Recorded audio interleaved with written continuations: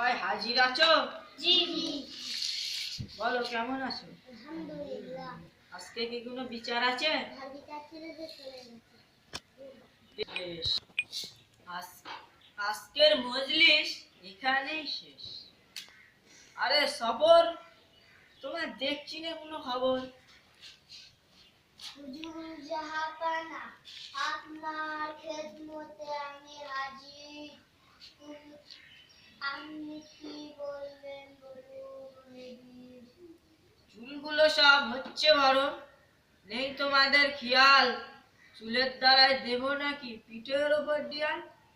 চুলগুলো সব দাও তো কেটে, যেন ঘাড় কেটো না ভুলে।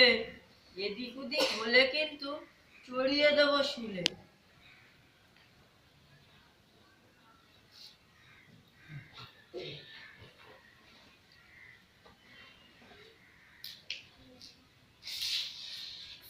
আহ আহ আহ কি করলি কি করলি কি করলি, কেটে ফেললি ঘাড়?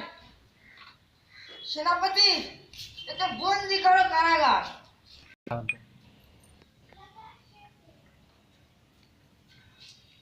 তা থেকে আসি এসব পশুররা জঘন্য।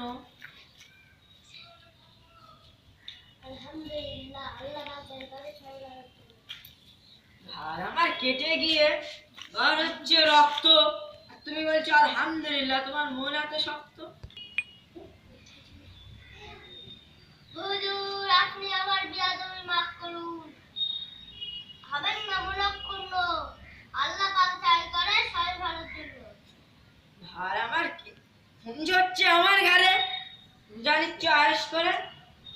সেনাপতি, একে বন্দি করো কারাগার।